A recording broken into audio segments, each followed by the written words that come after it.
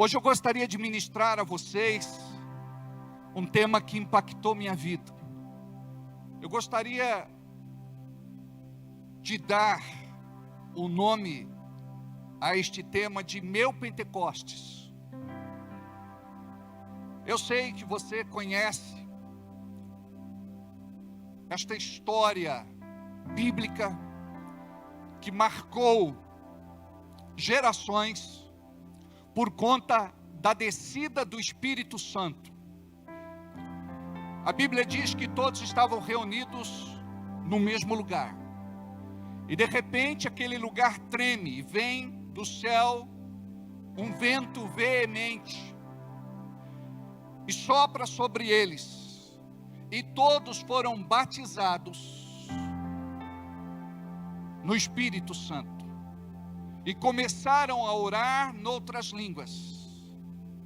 Diz a palavra que eles foram cheios do Espírito e receberam o batismo de fogo. Como que de fogo? Eu não sei como é que está a tua vida com Deus, mas eu quero te falar que ela pode melhorar. Hoje nós vamos falar sobre o Espírito Santo. E muitos de nós estamos familiarizados com o tema, mas nós não temos a experiência. Nós muitas vezes conhecemos o Espírito Santo apenas de forma religiosa. Nós temos um livro na Bíblia que se chama Atos dos Apóstolos. Nós poderíamos chamar este livro de Atos do Espírito Santo. Quando nós olhamos ali, nós vemos a promessa se cumprindo. Jesus disse para os seus discípulos: não saiam de Jerusalém até serem cheios do Espírito Santo de Deus, até receberem o batismo no Espírito Santo. Amados, eu ainda peguei uma parte da geração que prezava em ser batizada pelo Espírito Santo. Eu ainda participei de igrejas onde os irmãos queriam ser batizados no Espírito Santo. Hoje, nós participamos de igrejas onde não se pode sequer falar em batismo em línguas, batismo no Espírito Santo, línguas repartidas como de fogo. Por quê? Porque são cessacionistas.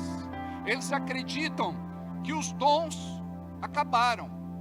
E alguns até acreditam que batismo no Espírito Santo não é algo que parte de Deus. Ou seja, aquilo que aconteceu no livro de Pentecostes, ou melhor, no livro de Atos, é cancelado por conta da teologia de muitas igrejas. Amados, nós como igreja não podemos viver sem o Espírito Santo. E a grande crise espiritual dos nossos dias mora exatamente aí. Estou dando o diagnóstico a vocês. Estamos falando de corações secos, corações endurecidos, corações alienados. Nós praticamos a religião, mas nós não temos a prática que nos aproxima de Deus. E não existe evangelho sem vida. Não existe evangelho sem experiência.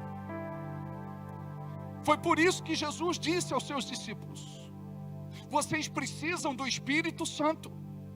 Vocês não podem sair de Jerusalém até terem esta experiência com o céu. Depois vocês vão para Samaria, Judeia e os confins da terra. Mas primeiro vocês precisam ter esta experiência. Imagine vocês que eu fui de uma igreja onde o pastor não incentivava a oração no Espírito Santo. Era uma igreja onde Deus estava. Era uma igreja de Deus. Isso, de certa forma, não impede a nossa salvação, mas impede que sejamos embebecidos da glória de Deus para experimentarmos de algo que naturalmente nós não vamos encontrar em lugar nenhum. Ouvi falar de certa vez que a vela morre porque ela oferece luz. Ou seja, se nós oferecemos luz, e se este é o nosso papel, nós precisamos entender que o Espírito Santo de Deus, ele precisa se mover em nós através do seu poder, e que este poder nos consuma, que a nossa vida seja oferecida a Deus, no sentido de cumprir aqui na terra um propósito. Enquanto nós vivemos, nós precisamos ser luz, e não dá para ser luz sem o Espírito Santo na nossa vida. Imagine você, que tudo isso que nós vivenciamos, este vazio existencial, as nossas crises, conflitos interiores, os nossos traumas, complexos, tormentos, tudo aquilo que enfrentamos, pode ser curado através de uma experiência profunda com o Espírito Santo de Deus. Então imagine vocês, era algo antagônico. Um não incentivava a oração no Espírito Santo. E eu cheguei até a ouvir que demônios poderiam tomar conta da pessoa e enganar. Mas a palavra de Deus diz que aquele que pede para Deus batismo no Espírito Santo, recebe batismo no Espírito Santo. Que um filho que pede ovo não vai receber escorpião. Que pede pão não vai receber pedra. Então, o céu quer entregar para você algo, mas depende da tua disponibilidade, depende da tua sede, depende da tua fome. Amados, o Espírito Santo, ele está se movendo em volta do globo, em todo o planeta, em toda a terra, para cumprir uma promessa, que é a promessa do grande avivamento. E este avivamento, ele não vai acontecer sem o Espírito Santo. Este avivamento não vai acontecer se eu buscar ter uma vida meramente religiosa. É o Espírito Santo que vai fazer você dobrar os teus joelhos. É o Espírito Santo que vai fazer você colocar a tua cara no pó. É o Espírito Santo que vai fazer você jejuar. É o Espírito Santo que vai te aproximar de Deus. A palavra diz: achegai-vos a Deus e Ele se achegará a vós. Achegai-vos. Nós não podemos permitir que a terra nos roube da presença de Deus. É tão triste hoje nós sermos crentes vazios de Deus. Nós podemos estar dentro de uma igreja, nós podemos ter carteirinha de membro, nós podemos ter até um documento, carregar uma Bíblia, entoar músicas de vez em quando.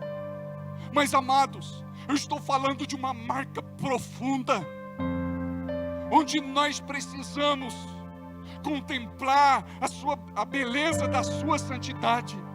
Nós precisamos entrar por este novo e vivo caminho. Amados, nós temos hoje no nosso tempo uma igreja desviada, uma igreja que vive completamente afastada de Deus, uma igreja que não ora, que não jejua, que não busca Deus na Bíblia. Nós precisamos, em nome de Jesus, romper com aquilo que nos impede de viver o que o céu tem para a nossa vida. Jesus disse em João 10:10, eu vim para que tenham vida, e a tenham com abundância, plena, total, absoluta, completa. Amados, tem muitos crentes que não têm prazer em viver. Conversei há pouco com uma irmã nova da igreja. Ela me disse da vontade de tirar a sua própria vida. Há pouco, agorinha. E o que nós fazemos? Nós não temos fogo. E nós precisamos, amados, buscar de Deus este fogo, esta unção, esta glória, esta presença. Amados, o Espírito Santo precisa entrar dentro da sua casa. O Espírito Santo precisa possuir a sua família.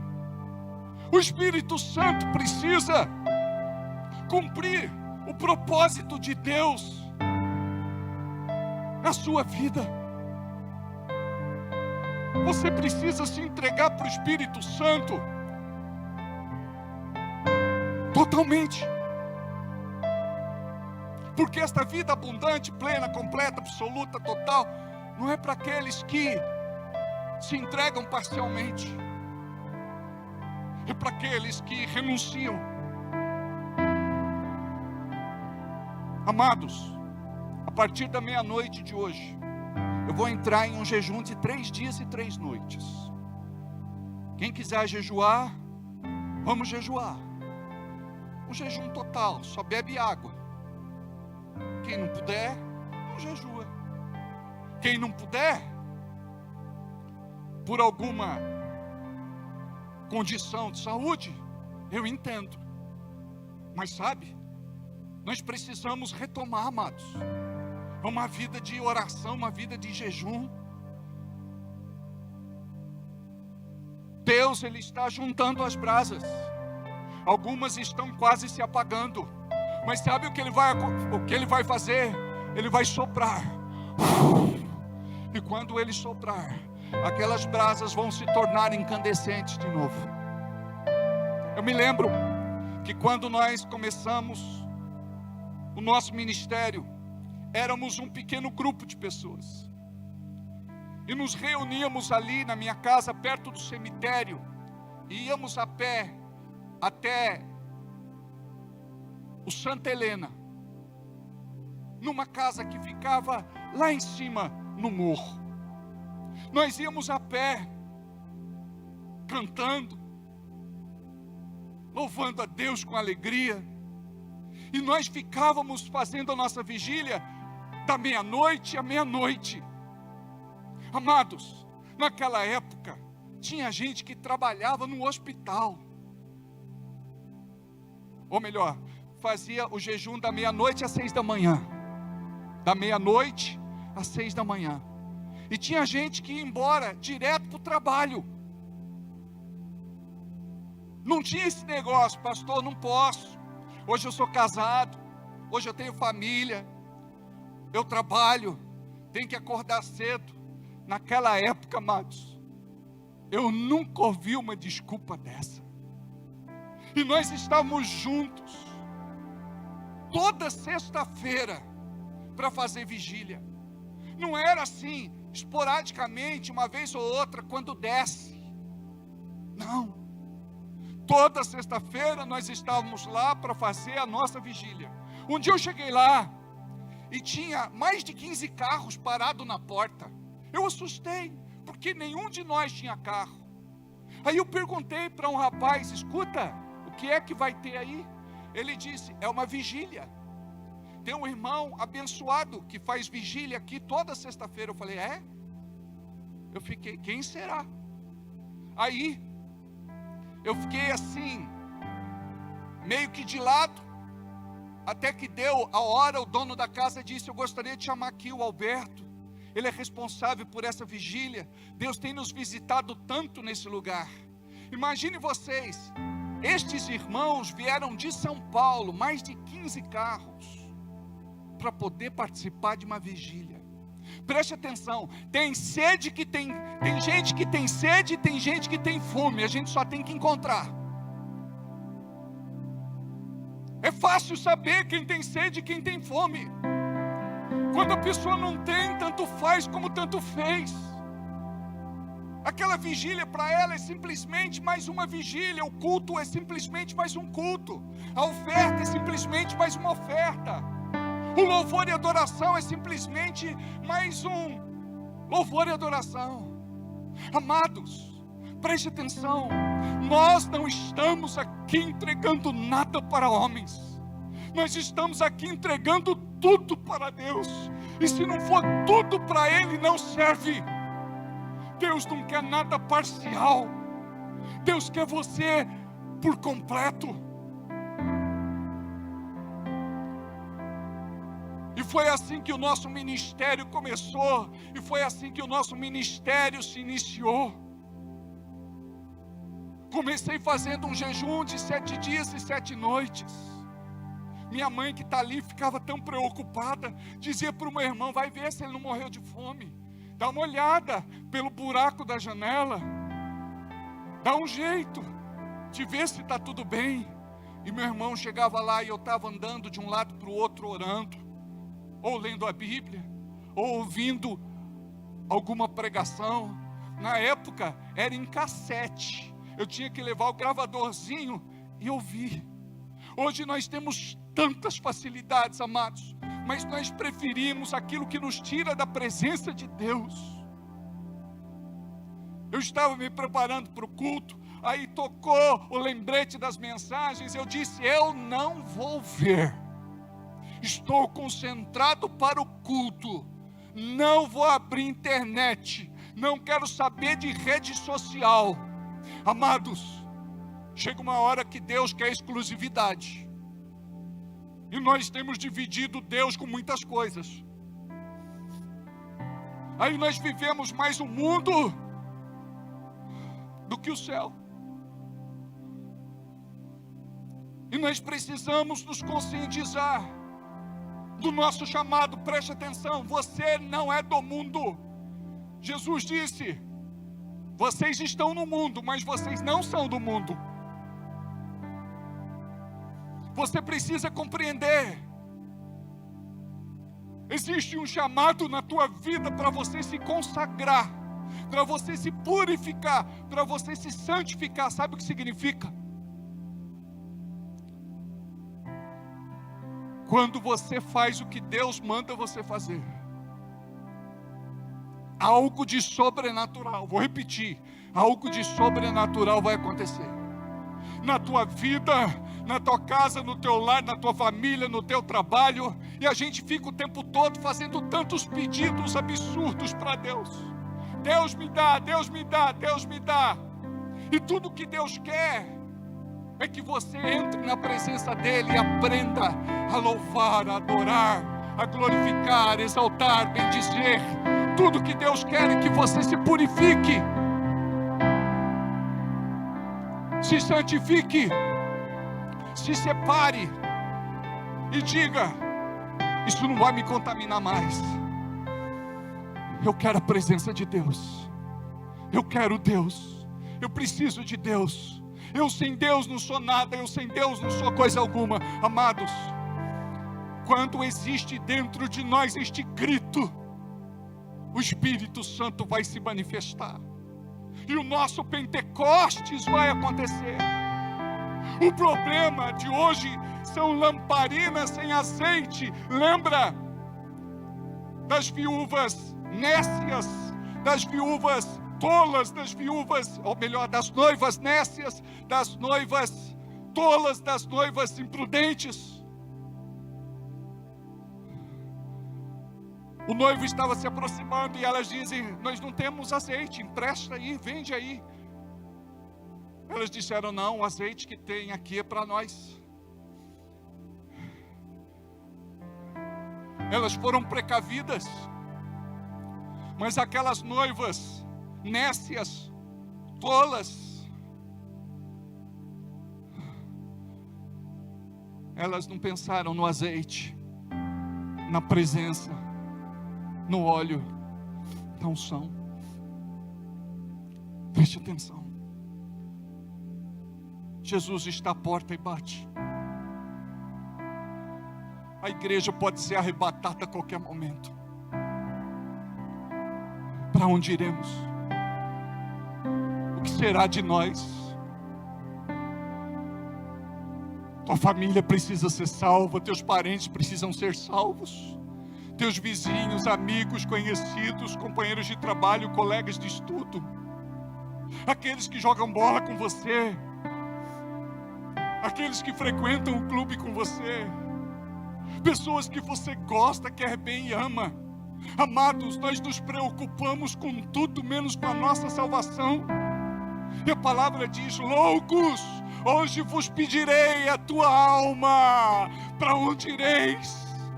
E nós estamos só pensando em comprar, vender, acumular, investir, e tudo vai ficar aqui. Nós precisamos do Espírito Santo. Nós precisamos desse batismo, nós precisamos desta unção, nós precisamos deste renovo. Olha o que diz a palavra. Abre comigo.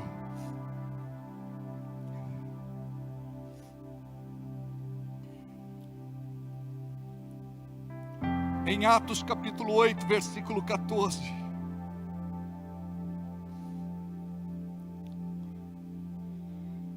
Quando os apóstolos que estavam em Jerusalém ouviram que o povo de Samaria tinha recebido a palavra de Deus, enviaram-lhes Pedro e João. Chegando ali, oraram por eles, para que recebessem o Espírito Santo, pois o Espírito ainda não havia descido sobre nenhum deles, tinham apenas sido batizados em nome do Senhor Jesus. Então lhes impuseram as mãos e eles receberam o Espírito Santo. Abra para mim em Atos capítulo 6, versículo 1.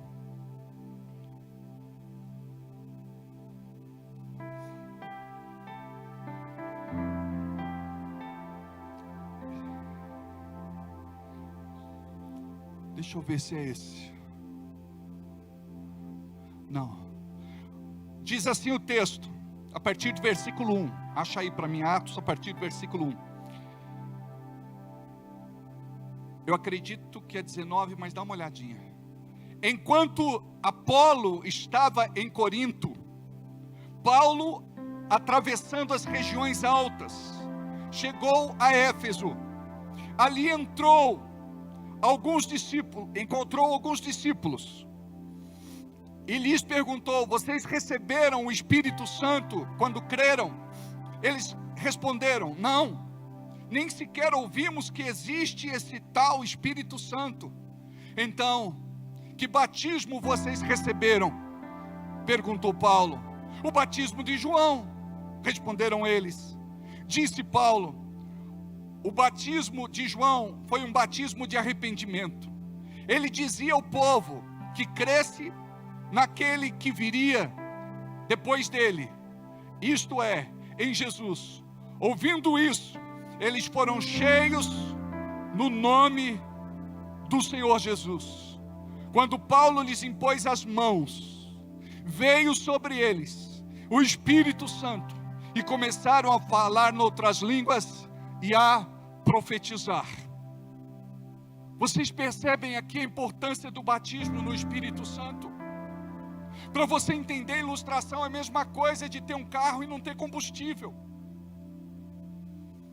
Do que serve um carro sem combustível? Amados, nós estamos falando do crente sem o Espírito Santo de Deus. Na sexta-feira eu preguei para a igreja. E falei algo assim que pessoalmente mexe muito comigo. Eu fiz algumas perguntas, 7 perguntas. Como minha igreja seria se eu fosse diferente?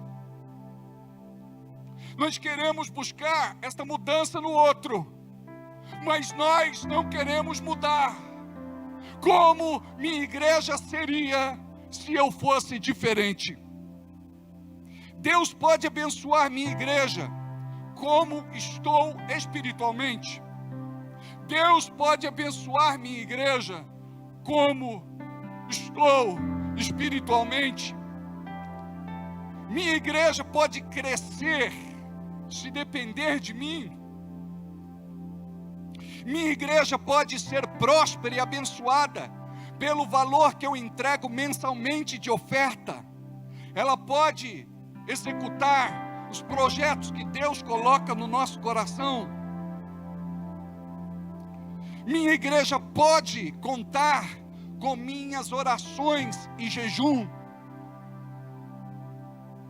Minha igreja pode confiar em mim o cuidado dos necessitados, pobres, viúvas, doentes e órfãos. Minha igreja vai ser missionária e evangelizadora se depender do meu amor pelo não crente. Amados, nós somos tão infantis muitas vezes. Você quer ser cuidado quando na verdade já era para você estar cuidando. Você quer oração quando na verdade já era para você estar orando por alguém. Você quer visita quando na verdade já era para você estar visitando. A bem da verdade, amados, é que a unção do Espírito vai fazer toda a diferença em você. Vai tirar você deste sono profundo. Imagine vocês, a igreja de Jesus dos nossos dias está vivendo num sono profundo. Paulo disse para Timóteo: desperta o dom que há em ti. Ele tinha um dom, mas o dom estava dormente. Amados, existe potencial no teu coração. É latente, mas ele pode estar dormente. Imagina que Deus quer te levantar como um pregador da palavra, alguém que ensina, alguém que ministra, alguém que evangeliza, alguém que vai ganhar muitas almas para Jesus. Eu me lembro de uma mulher que foi visitar um doente no hospital, e Deus disse para ela que ela ganharia a Coreia do Sul para Jesus. E ela olhou para ela e ela disse assim: mas eu sou tão pequena, eu sou tão frágil, Senhor, como? Eu não sou boa para pregar. A única coisa que eu sei fazer é orar e visitar, orar e visitar, orar e visitar. Eu só sei fazer isso.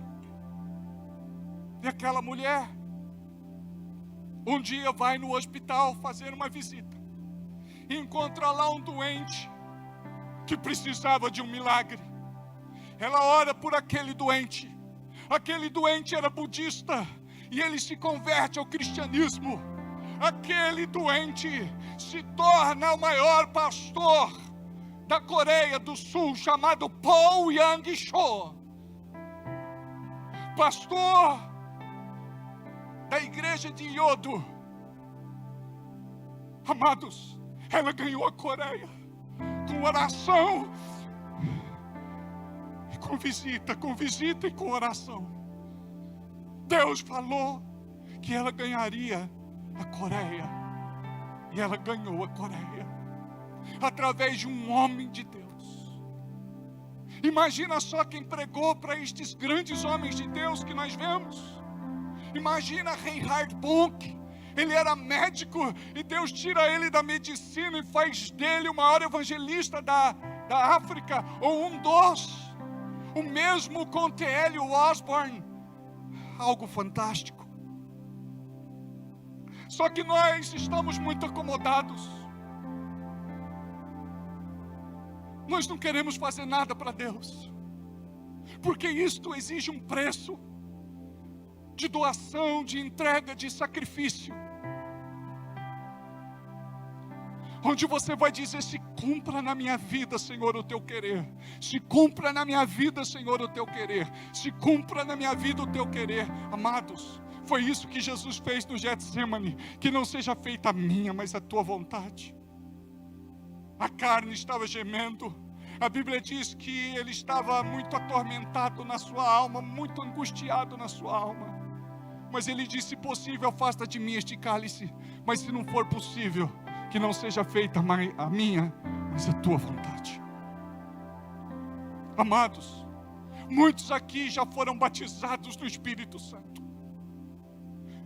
E o Espírito Santo não serve apenas para um momento de emoção, onde você abre a tua boca e ora em línguas.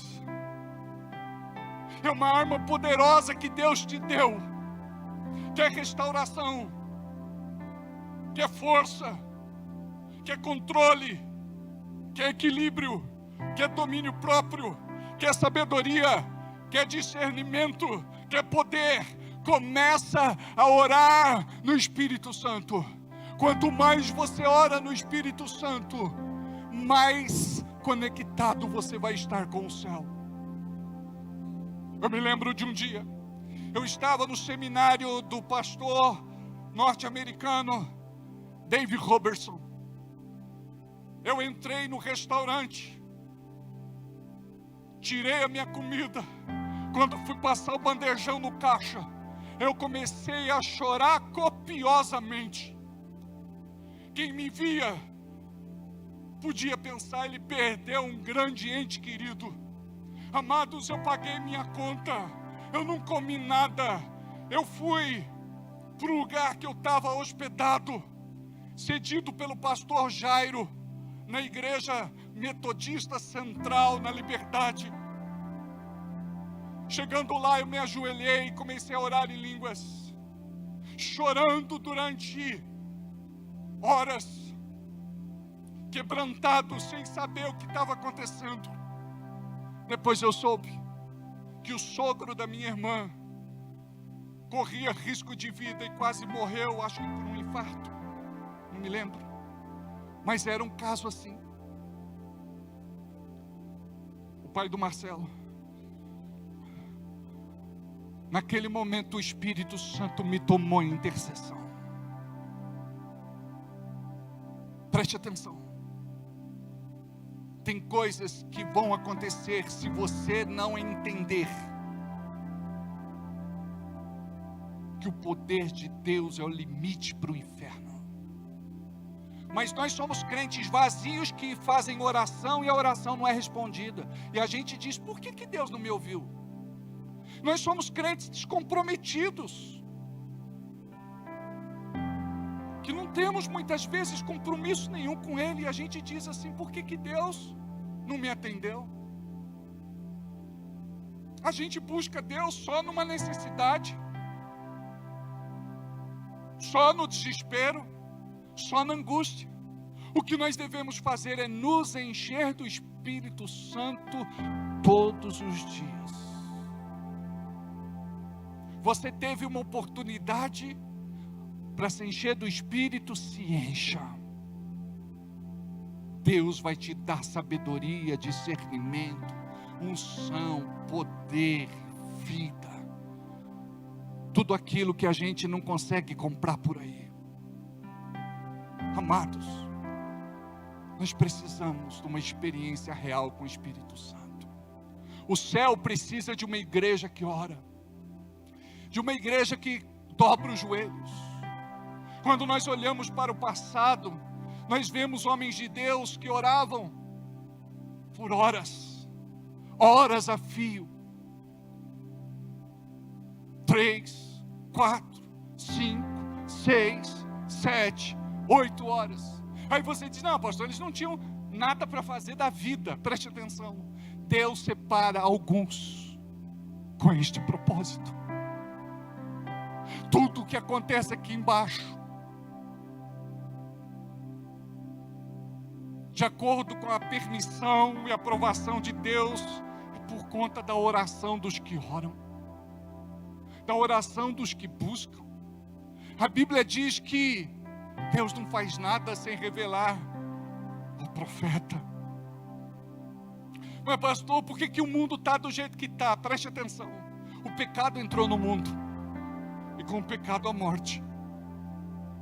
Deus não criou o mundo para ser isso que nós vivemos hoje. A Bíblia diz assim: os céus são os céus do Senhor, e a terra deu a Ele aos filhos dos homens. Amados, nós somos responsáveis pelo que acontece aqui embaixo. E é por isso que uma igreja redentora precisa se levantar. Uma igreja que clama, uma igreja que suplica, uma igreja que se humilha diante deste Deus. Eu gostaria que vocês ficassem de pé por um instante. Curva sua cabeça, feche os teus olhos. Você que está no teu lugar e quer receber algo de Deus nesta noite, tira os olhos do homem, vem aqui na frente. Eu quero impor as mãos sobre você. Ser cheia. Oh, relabasto. Toca, Jesus. Oh.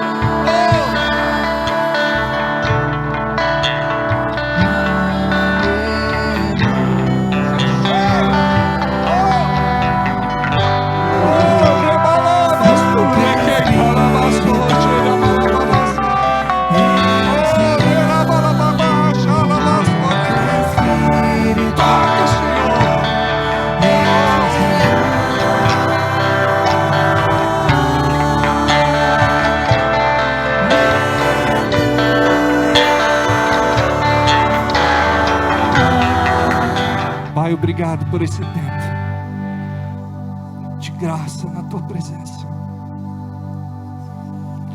Oh Senhor, queremos continuar sedentos, queremos continuar famintos. Deus, não podemos nos afastar de Ti, não podemos nos apartar de Ti. Riquei calabasuri, riquei calabaias. Oh, aleluia. Te amamos, Jesus.